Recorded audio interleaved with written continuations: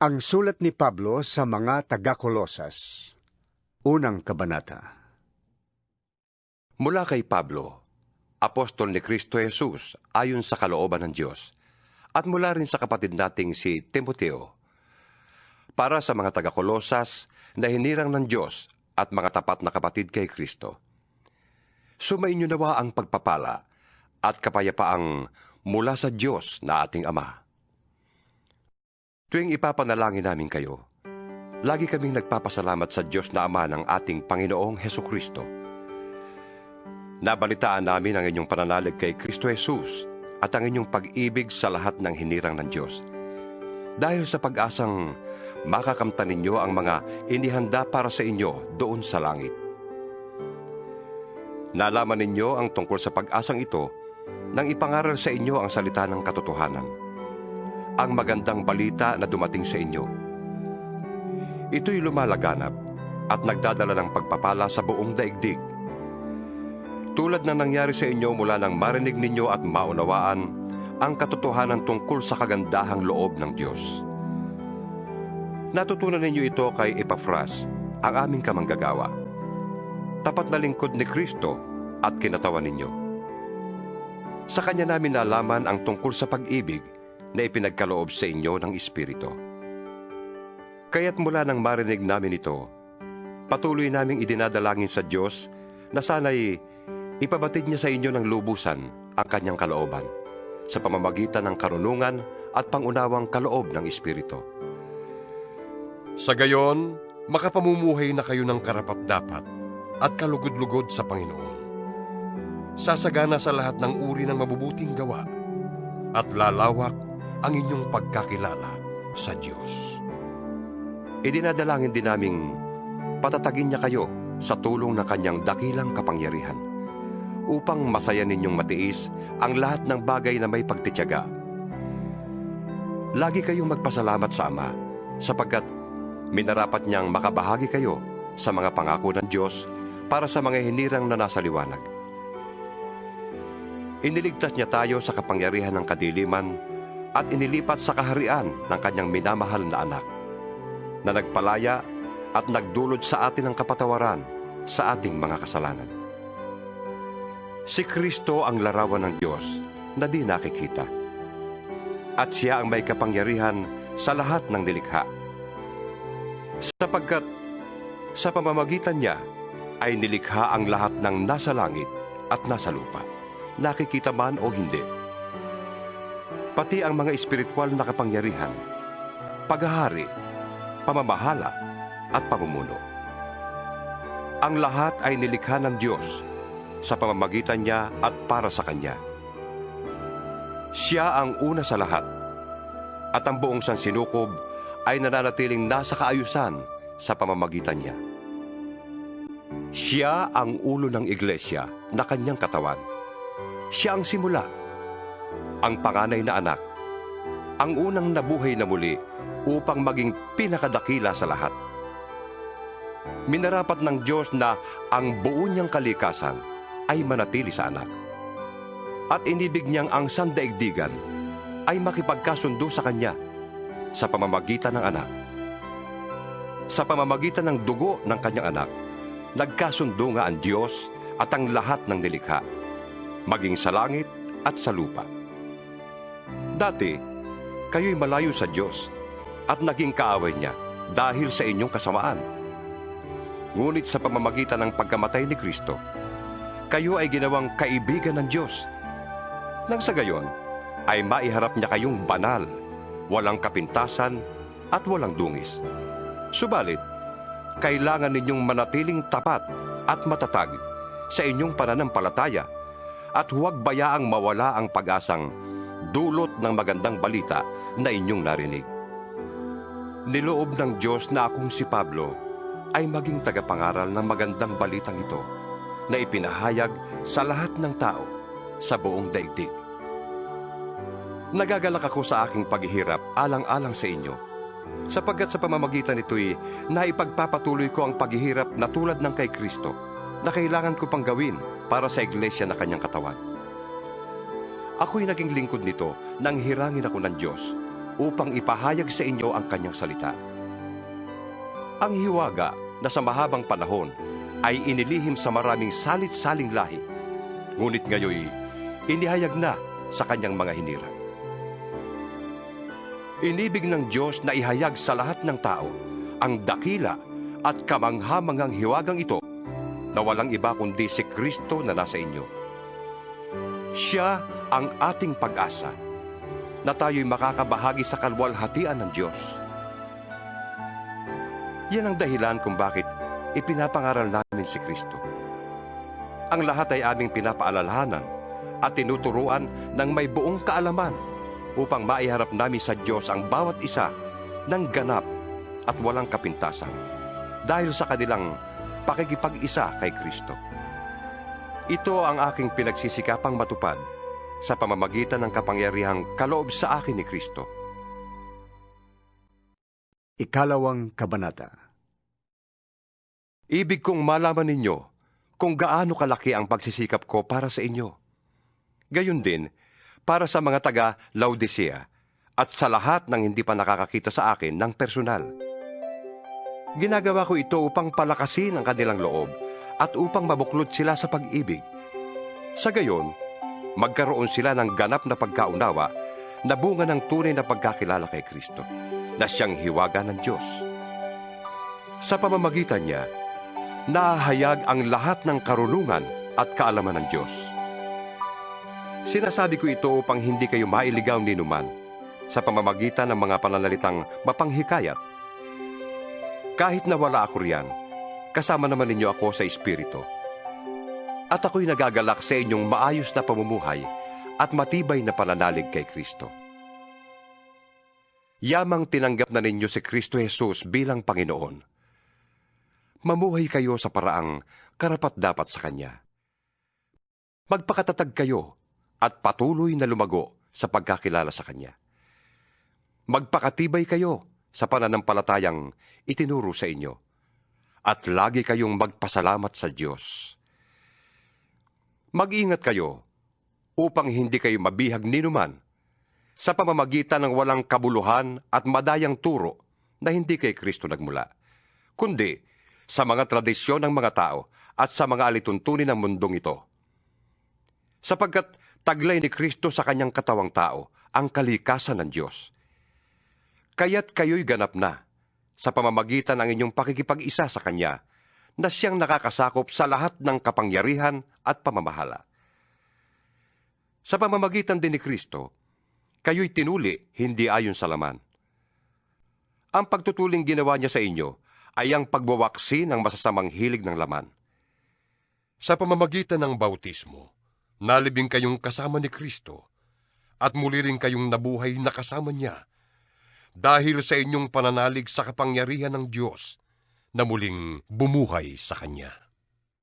Kayong dating patay dahil sa kasalanan, kayong mga hintil na hindi nasasakop ng kautusan ay binuhay ng Diyos na kasama ni Kristo. Pinatawad niya ang ating mga kasalanan at pinawalang bisa ang lahat ng kasulatan laban sa atin, pati ang mga pananagutang kaugnay nito. Pinawi niya ang lahat ng ito nang ipako siya sa krus. Sa pamamagitan ng kanyang kamatayan sa krus, nilupig niya ang mga pinuno at kapangyarihan ng sanlibutan. Ang mga ito'y parang mga bihag na kanyang ipinarada sa madla bilang katunayan ng kanyang pagtatagumpay. Kaya't huwag na kayong magpapasakop pa sa anumang alituntunin tungkol sa pagkain o inumin tungkol sa mga kapistahan, sa bagong buwan o sa araw ng pamamahinga. Ang mga ito'y larawan lamang ng mga bagay na darating. Ngunit si Kristo ang katuparan ng lahat ng ito. Huwag kayong magpapatangay sa mga nagpapakita ng maling pagpapakumbaba at sumasamba sa mga anghel. Ipinagmamalaki nilang sila na kahihigit sa inyo dahil sa kanilang mga pangitain. Ngunit ang totoo, naghihayabang lamang sila dala ng kanilang isipang makalaman. Hindi sila nagpapasakop kay Kristo na siyang ulo at may kapangyarihan sa buong katawan. Siya rin ang nagturugtong ng mga bahagi nito sa pamamagitan ng mga kasukasuan at mga litin. Siya ang nangangalaga at nagpapaunlad sa buong katawan ayon sa pag-unlad na ninanais ng Diyos. Kayo'y namatay ng kasama ni Kristo at hindi nasakop ng mga alituntunin ng mundong ito. Bakit pa kayo sumusunod sa mga alituntuning tulad ng huwag hahawak nito, huwag titikim yan, huwag gagalawin yon? Ang mga ito'y utos at turo lamang ng tao at nauukol sa mga bagay na nauubos kapag ginagamit. Sa biglang tingin, tila nga makakabuti ang ganoong uri ng pagsamba at ang ganoong pagpapakumbaba at pagpapahirap sa sariling katawan. Ngunit ang mga ito ay hindi nakakapigil sa hilig ng laman. Ikatlong kabanata.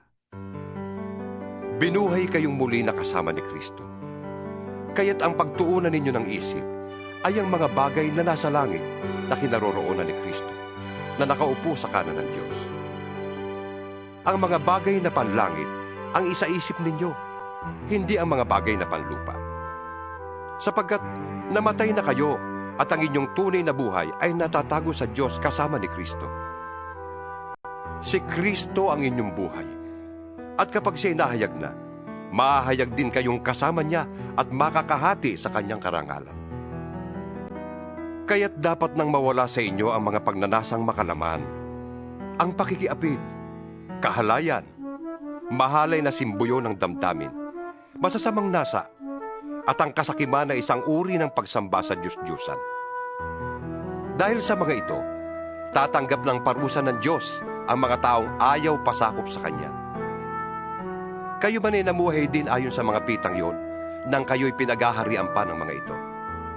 Ngunit ngayon, itakwil na ninyo ang lahat ng galit, poot at sama ng loob. Iwasan na ninyo ang panlalait at malaswang pananalita. Huwag kayong magsisinungaling sa isa't isa. Yamang hinubad na ninyo ang dati ninyong pagkatao, pati ang mga gawa nito. Isinuot ninyo ang bagong pagkatao na patuloy na nababago at nagiging kalarawan ng Diyos na lumikha sa inyo, upang lalo ninyo siyang makilala.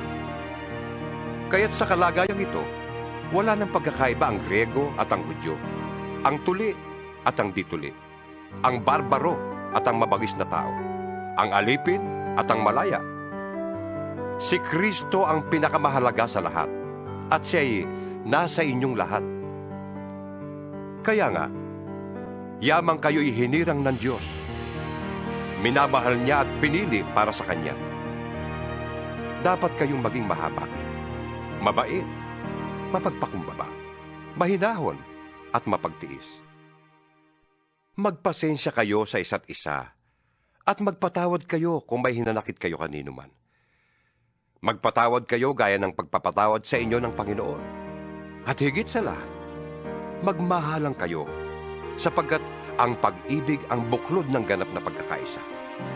Paghariin ninyo sa inyong puso ang kapayapaang kaloob ni Kristo, sapagkat yan ang dahilan kung bakit kayo tinawag sa iisang katawan. Magpasalamat kayong lagi. Ang salita ni Kristo ay hayaan ninyong lubusang manatili sa inyong puso. Turuan ninyo at paalalahanan ang isa't isa ng may buong karunungan. Buong puso kayong umawit ng mga salmo, mga himno, at mga awiting espiritual nang may pagpapasalamat sa Diyos. At anuman ang inyong sasabihin o gagawin, gawin ninyong lahat sa ngalan ng Panginoong Hesus, at sa pamamagitan niya'y magpasalamat kayo sa Diyos Ama. Mga babae, pasakop kayo sa inyong asawa, sapagkat yan ang kalooban ng Panginoon. Mga lalaki, ibigin ninyo ang inyong asawa, at huwag kayong maging malupit sa kanila. Mga anak, sundin ninyong lagi ang inyong mga magulang, sapagkat iyan ang nakalulugod sa Panginoon. Mga magulang, huwag ninyong pagagalitan ng labis ang inyong mga anak, at baka masiraan sila ng loob. Mga alipin, sa lahat ng bagay ay sundin ninyo ang inyong mga amo. May nakakakita man o wala, maglingkod kayo, hindi upang kalugdan ng mga tao, kundi dahil sa kayo'y talagang tapat at may takot sa Panginoon. Ano man ang inyong ginagawa, gawin ninyo ng buong puso na parang sa Panginoon kayo naglilingkod at hindi sa tao. Sapagkat si Kristo ang Panginoong pinaglilingkuran ninyo, at alalahanin ninyong pagkakalooban kayo ng Panginoon ng gantimpalang inilaan niya para sa inyo. Ang makasalanan naman ay parurusahan niya sa kanilang kasalanan, sapagkat ang Diyos ay walang kinikilingan. Ika-4 na kabanata. Mga amo, maging mabuti kayo at makatarungan sa mga naglilingkod sa inyo. Alalahanin ninyong kayo man ay may Panginoon sa langit. Maging matyaga kayo sa pananalangin.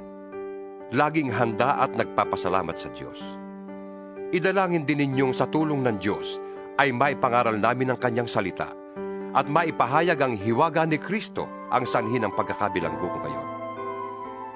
Ipanalangin ninyong maipahayag ko ito ng buong linaw, gaya ng nararapat. Maging matalino kayo sa pakikitungo sa mga hindi nananampalataya at samantalahin ninyo ang bawat pagkakataon. Sikapin ninyong laging maging kaaya-aya at kapakipakinabang ang inyong pananalita sa kanila. At matuto kayong sumagot ng tama sa sino mang nagtatanong. Si Tikiko ang magbabalita sa inyo tungkol sa kalagayan ko rito. Siya ay minamahal naming kapatid, tapat na lingkod at kamanggagawa sa Panginoon. Pinapunta ko siya riyan para malaman ninyo ang aming kalagayan. Nang sa gayon ay lumakas ang inyong loob. Kasama niya ang tapat at minamahal nating kapatid na si Onesimo, na kasamahan ninyo. Sila ang magbabalita sa inyo ng lahat ng nangyari dito. Kinukumusta kayo ni Aristarco, na bilanggo rin kasama ko, at ni Marcos na pinsan ni Bernabe. Meron ng bilin sa inyo tungkol kay Marcos, na malugod nyo siyang tanggapin pagdating niya riyan. Kinukumusta rin kayo ni Jesus, na kilala rin sa pangalang Husto. Silang 3 lamang ang mga Kristiyanong Hudyo rito, na kasama ko sa pangangaral tungkol sa paghahari ng Diyos. At sila'y malaking tulong sa akin. Kinukumusta rin kayo ng kababayan ninyong si Epapras, na lingkod ni Kristo Jesus. Lagi niyang idinadalangin ng buong taimtim na kayo'y maging matatag, ganap at lubos na masunurin sa kalooban ng Diyos. Saksi ako sa pagsisikap niya para sa inyo at sa mga nasa Laodicea at Hierapolis. Ipinapakumusta rin kayo ni Demas at ng minamahal nating manggagamot na si Lucas. Ikumusta ninyo ako sa mga kapatid sa Laodicea, gayon din kay Ninfas at sa iglesyang nagtitipon sa kanyang bahay. Pagkabasa ninyo ng sulat na ito, ipabasa rin ninyo sa iglesia sa Laodicea.